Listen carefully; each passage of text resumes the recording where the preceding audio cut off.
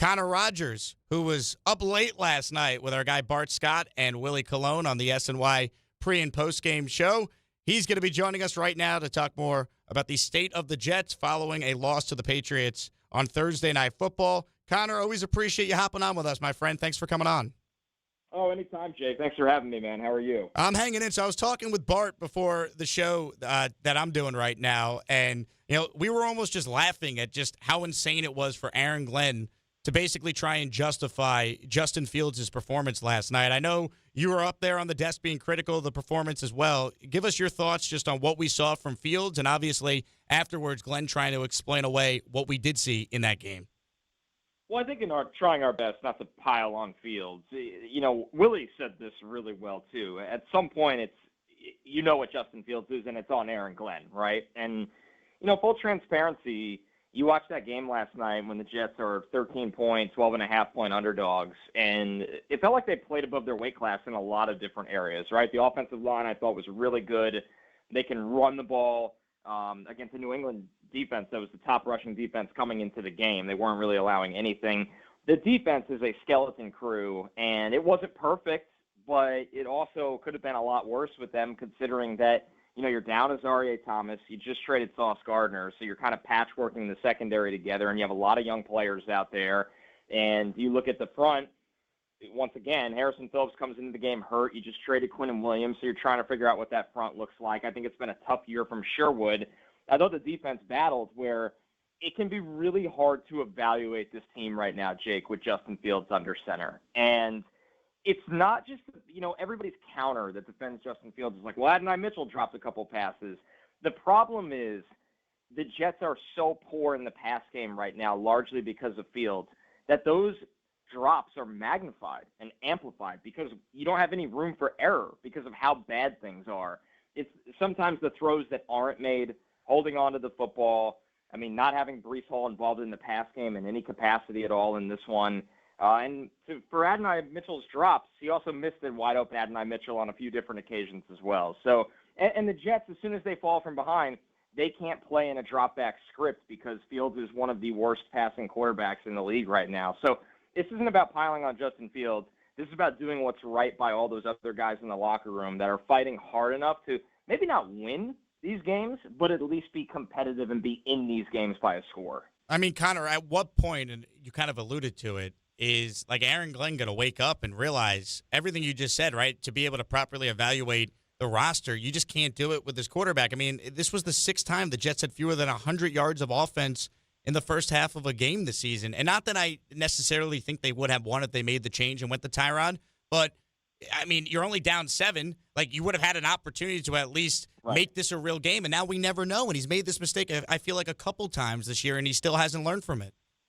Well, that's exactly right. It's your job as the head coach is to put the team in the best possible situation to win the game. And there's now just been too many occasions where Aaron Glenn hasn't done that. Whether you want to look at the no-brainer that was against Denver, where even if you didn't come out of the half with Tyrod playing, in the fourth quarter, you probably needed 20 to 25 yards more to win that game with a field goal, and you couldn't get it. And it's beyond that. Even, and if not now, when? Because the reality is for the Jets, you now have the mini bye. You have 10 days of rest.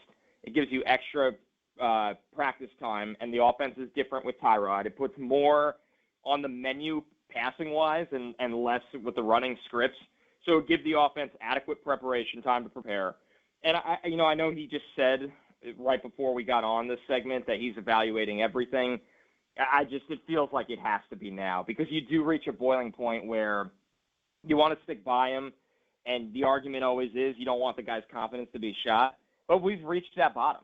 There is, we're at the basement of the confidence right now, and we're at the basement of confidence where the argument was maybe they want Justin Fields to be here next year to be, whether it was a bridge for a rookie or a backup quarterback with the money they're paying him or whatever it was. I don't even think they could have any confidence in bringing him back on the roster at all in that capacity with what's happened here, where what are you holding on to at this point? And you do need to evaluate the rest of this offense.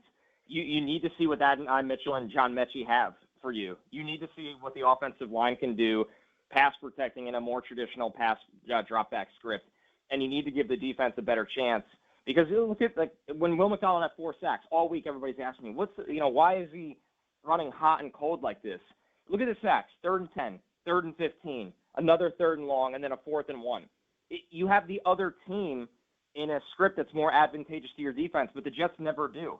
So it's harder on everyone's life when you are playing this brand of football. Nobody in the NFL can win this way. No, and if Aaron Glenn, you didn't have to come out and win 9 games this year. You didn't have to come out and win 7 games this year.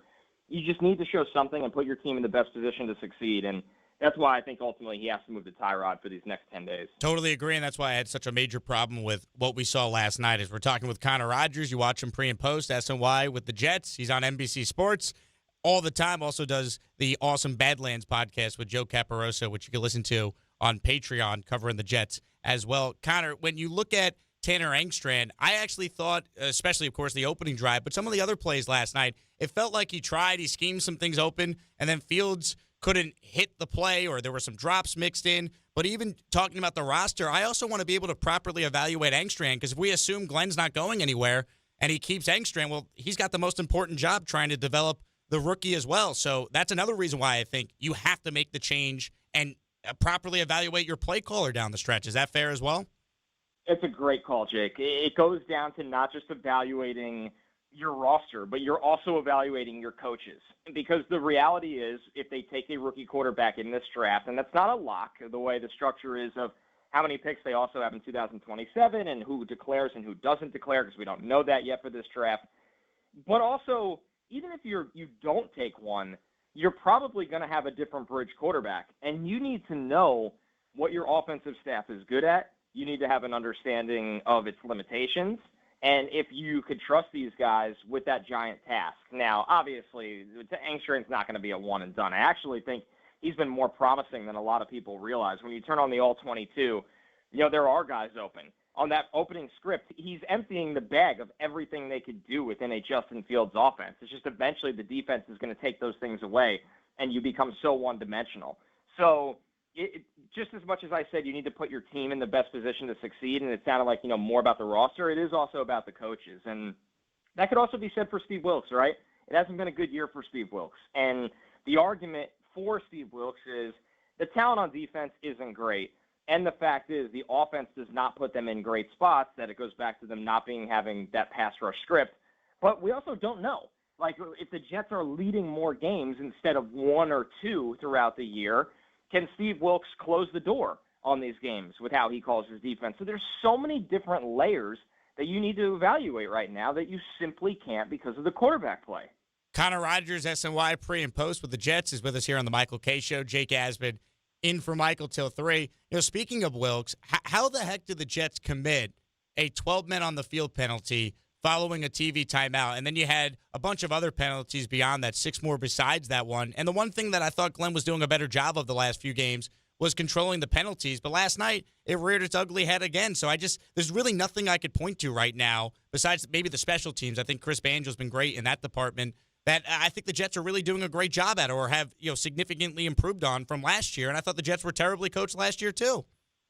Yeah, it's a fair point. Last night was a tough regression back to what's been most of the norm this season. I thought that, Jarvis Brownlee is a guy that you like that they acquired him in the style of football he plays, but you could see when he gets exposed, whether it's playing on the outside or having to get grabby against bigger wide receivers like Mac Hollins. So once again, it's just, they're trying to make, chicken salad out of chicken you-know-what at times out there, and it's not always easy, but there is also organizational defects here that lead to these penalties and these, kind of boneheaded moments. And honestly, to piggyback off of what you just said, also just their rotations. I mean, there was a 2nd and long last night where their pass rushers, I think, were Michael Clemens and Tyler Barron on the edge. Right. And you know what happened? A long completion, because they can't get home with that. Why are Will McDonald and Jermaine Johnson not on the field, right? So when it comes down to it, I understand there's also substitution issues at times that prevent you from doing that, but they get so cute with their rotations. Their second wave of edge players would not play for any other team in the NFL. I firmly believe that, and I think that's an indictment on the roster construction, because once again, Barron is a guy that they traded up for to take in the 5th round and needs to play key reps this year that he's clearly not ready for, and they went into the year with years and years of tape of Michael Clemens, and it's the classic, like, hey, it didn't work for any staff before us, but it might work for us. That's the kind of stuff that really bothers me, because those are little things on the margins that you need to be better at because you're just not talented enough to overcome those things. Connor, how can you explain the Jets defense with, by the way, a defensive head coach now having 10 games with just one turnover, which is now an NFL record? Yeah, it's almost unfathomable, right? Where you kind of laugh last night when you have a safety, run into a corner to burn an interception opportunity. But I think it speaks to this, though. There is part of it that's schematic, Jake. Their blitzes are wildly uncreative. They are the king of, and I watch a lot of this league-wide, the Jets are the king of rushing 5, and all it does is takes away one defender that could help in the field. Teams pick it up. They know where the guy's coming from. 5 could block 5, or 6 can block 5. They don't really floor it with their blitzes. And then when they do, once again, they're easily picked up and easy to distinguish. There's no contain, so quarterbacks get free and pick up yards with their legs all the time with the lack of gap integrity and contain. It's just, honestly, from what I've seen, and we got to let the rest of the season play out, though, but if this is the Steve Wilkes defense schematically, and I know he doesn't have the most talent, I've defended him there, it's not good enough. Here's the thing, this isn't new. This isn't a blip on the radar. This has been Wilkes' problem with his last couple stops. And, I get that Aaron Glenn wants his coaches to coach, and he wants to worry about the whole team. But the team's not playing well. So you need to go – this is something that drives me nuts with NFL coaches is you got that job because you have a calling card, right? Nobody just falls into that job because they were okay at everything. There had to be something you were great at to get you that job, right? Mike McDaniel got the Miami job because he was the best run game coordinator in the entire league. And say what you want about the Miami Dolphins, who are not good. They can run the hell out of football, and they're creative with that. And Mike McDaniel never stepped away from that when he got that job. I can use an example for almost every coach in the league in this regard. Why is Aaron Glenn so hands-off on the defense right now that's struggled? Right? Like at some point, you have to go back to your calling card to improve your team any way you possibly can. Well said. Final question, and I'm sure this will be the first of many times I ask you this, but you do the podcast, the NFL Stock Exchange with Trevor Sikkema. So you're an expert in the draft. You're doing the draft for NBC every year. The Jets right now, Connor, are projected to pick 3rd. Who would you pick if you're Glenn and Muji, assuming both guys are going to be the ones making that pick in this draft in April? This is where it gets really tricky because there's no lock that, all the quarterbacks declare. And if you're picking 3rd, let's say Mendoza's the only – if I had my quarterback of my choice, I would take Ty Simpson from Alabama. I don't know if he's going to be in the draft. And I don't know if he'll make it to the Jets if he is. And it's 50-50 if he ends up being in the draft. I'd call Dante Moore more 25-75 that he's not in the draft. And then obviously Mendoza is somebody that could be the number 1 overall pick, although I think that's people getting a little over their skis. And then honestly, if there's not a quarterback that they like, some people might not want to hear this, but if you're not getting one of the best players in the draft, whether that's Jordan Tyson, the wide receiver of Arizona State, or Arbel Reese, the front 7 weapon rushing the passer and that linebacker from Ohio State. Now, I could see a scenario where you even trade the pick again and take a wide receiver when you move back and get even more picks with how much this roster has to go and the fact that you're going to be stockpiling even more for 2027. So the short answer to your question is Ty Simpson, Jordan Tyson, or Arbel Reese. But like I said, there's so many unknowns that we are currently sitting with before the declaration date. Mock drafts in November, Connor. It's become a rite of passage as Jet fans. Come on. Just brutal. Just brutal. Appreciate you coming on, Connor. You're the best. Great job last night with Bart and Willie on SNY, and really appreciate you coming on as always. Jake, always great talking to you, man. Have a good weekend. Connor Rogers, SNY, NBC, Badlands, NFL Stock Exchange pod with PFF. Great stuff from him there. And look, he's right. The Jets right now, I think they made these deals to get their quarterback of the future. You don't want to force it, but I feel like you're almost obligated to just find a way to get one of the 2 top quarterbacks if there only ends up being 2 you believe in. But we'll see. They do have the capital for 27, but I think the deals were made to get the guy this year and then use those future picks and then surround that guy with the infrastructure he needs to be successful. But it's depressing, man. It's November 14th. We're doing mock drafts. It just shoot me.